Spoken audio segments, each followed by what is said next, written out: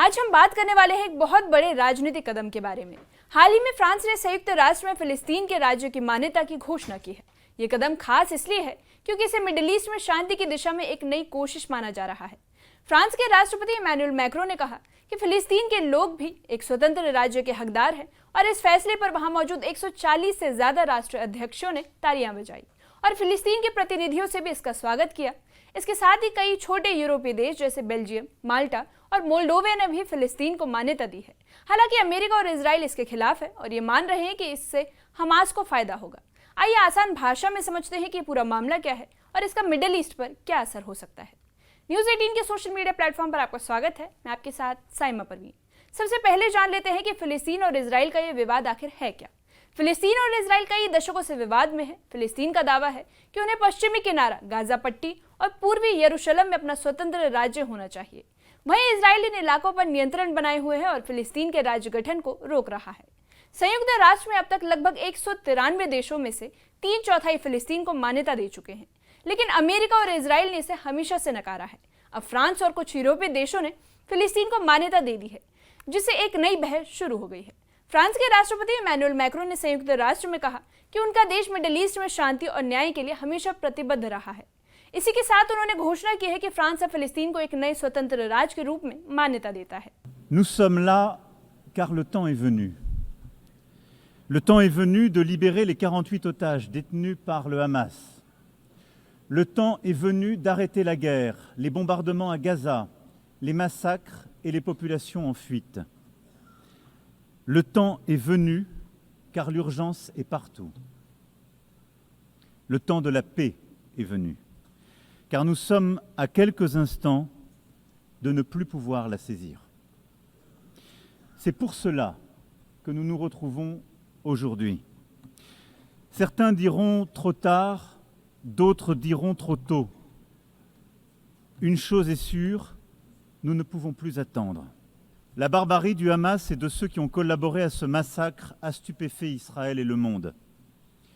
Le 7 octobre est une blessure encore vive pour l'âme israélienne comme pour la conscience universelle.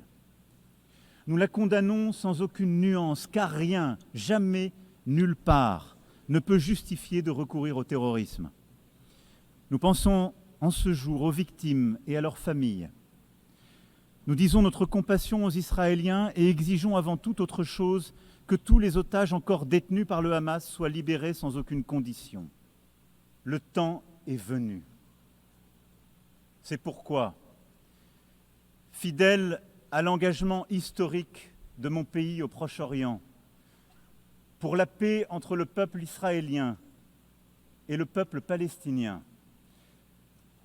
je déclare que la France reconnaît aujourd'hui l'État de Palestine.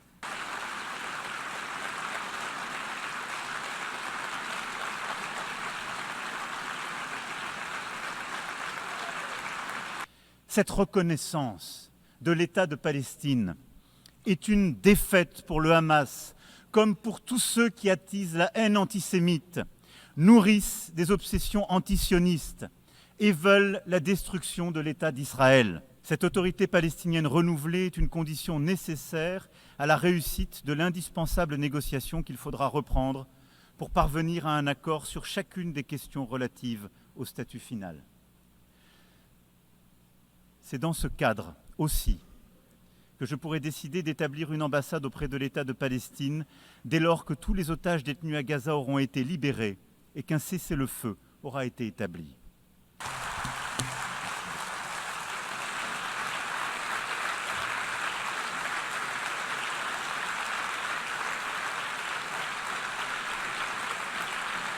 आपको बता दें कि ये कदम इसलिए महत्वपूर्ण है क्योंकि इससे फिलिस्तीन के लिए अंतर्राष्ट्रीय समर्थन बढ़ सकता है। वहां मौजूद फिलिस्तीन प्रतिनिधियों ने भी तालियां बजाकर इसका स्वागत किया है। इस घोषणा के बाद ये उम्मीद जताई जा रही है कि अन्य देश भी फिलिस्तीन को मान्यता दे सकते हैं। अब बात करें उस बैठक की, तो यूएन में हाई प्रोफाइल मीटिंग हुई जिसमें 140 से ज्यादा देशों के नेता मौजूद रहे। इस बैठक का मकसद था मिडिल ईस्ट में 2 राज्य समाधान के लिए समर्थन जुटाना। फ्रांस के अलावा एंडोरा, बेल्जियम, लग्जमबर्ग, माल्टा और मोनाको ने भी फिलिस्तीन को मान्यता दी है।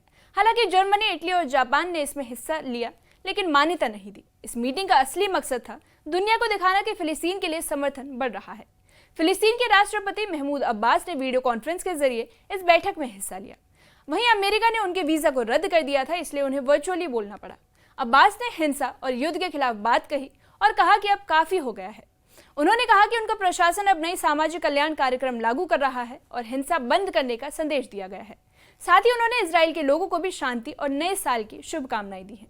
अब आपको बता दें कि अब्बास के नेतृत्व वाली फिलिस्तीन अथॉरिटी, जो पश्चिमी किनारे के कुछ हिस्सों पर शासन करती है, हमास की विरोधी है और ये इजराइल को मान्यता देती है और सुरक्षा मामलों में सहयोग भी करती है। लेकिन गाजा में हमास का नियंत्रण है। अब्बास और फिलिस्तीन अथॉरिटी चाहते हैं कि 2 राज्य समाधान के तहत शांति कायम हो। वहीं इजराइल इसे मान्यता नहीं देता है और कहता है कि फिलिस्तीन को राज्य बनाने से हमास को बढ़ावा मिल सकता है। अंतर्राष्ट्रीय समुदाय के लगभग 3/4 देशों ने फिलिस्तीन को मान्यता दे दी है, लेकिन अमेरिका, इजराइल और कुछ पश्चिमी देश हमेशा इसका विरोध करते आए हैं। उनके अनुसार बिना इजराइल के साथ बातचीत के फिलिस्तीन को राज्य बनाना समाधान नहीं है, लेकिन फ्रांस और अन्य देशों का कहना है कि यह फिलिस्तीन के लोगों का हक का मामला है। इससे अंतर्राष्ट्रीय दबाव बढ़ेगा और शायद शांति प्रक्रिया में मदद मिल सके। इजराइल की प्रतिक्रिया काफी कड़ी रही। प्रधानमंत्री बेंजामिन नेतन्याहू ने कहा कि फिलिस्तीन की मान्यता हमास को फायदा पहुंचाएगी। उन्होंने चेतावनी दे दी है कि इजराइल एक तरफा कदम उठा सकता है, जैसे कि पश्चिमी किनारे के कुछ हिस्सों को अपने आप में मिला लेना। इससे फिलिस्तीन की स्वतंत्रता और भी मुश्किल में पड़ जाएगी। वहीं आपको बता दें कि यूनाइटेड नेशंस के महासचिव एंटोनियो गुटेरेस ने कहा कि फिलिस्तीन के लोगों के लिए राज्य होना उनका अधिकार है, कोई इनाम नहीं। आपको बता दें कि उनका संदेश इजराइल को स्पष्ट था कि 2 राज्य समाधान के प्रयासों को जारी रखना चाहिए और किसी भी धमकी से रोक नहीं पाएगी। फिलिस्तीन में आम लोग इस कदम से खुश हैं। आपको बता दें कि गाजा से भाग रहे फौजी नागरिकों का कहना है कि फिलिस्तीन को मान्यता मिलना उनके लिए आशा की किरण है। लोग उम्मीद कर रहे हैं कि भविष्य में कदम उन्हें स्वतंत्रता और न्याय दिला सकता है। हालांकि हमास, जो गाजा को नियंत्रित करता है, अब भी पूरे इलाके में फिलिस्तीन राज्य का दावा करता है। आपको बता दें कि हमास ने पहले ही संकेत दे दिए थे कि 1967 की सीमा पर राज्य स्वीकार कर सकते हैं, लेकिन अब भी वे पूरी जमीन का अधिकार चाहते हैं। इस कदम के बावजूद शांति वार्ता फिलहाल ठंडी है। इजराइल और फिलिस्तीन के बीच आखिरी अमेरिकी मध्यस्थता वाली वार्ता विफल रही। अभी भी क्षेत्र में हिंसा जारी है और इजराइल ने कई हमास ठिकानों पर हवाई हमले किए हैं। वहीं आपको बता दें कि फ्रांस और सऊदी अरब ने एक नया योजना पेश किया है, जिसमें सुधारित फिलिस्तीन अथॉरिटी पश्चिमी किनारे और गाजा पर अंतर्राष्ट्रीय मदद से शासन करेगी। ये प्रस्ताव 12 सितंबर को यूएन जनरल असेंबली में 142 से 10 वोट से पारित हुआ है। वहीं दूसरी ओर इजराइल में बेंजामिन नेतन्याहू पर दबाव है कि वो पश्चिमी किनारे का कुछ हिस्सा जोड़ दें, लेकिन संयुक्त अरब अमीरात ने इसे रेड लाइन कहा है। आपको बता दें कि अमेरिका के राष्ट्रपति ट्रंप भी इस फैसले का विरोध कर रहे हैं और इसे शांति वार्ता में बाधा मानते हैं।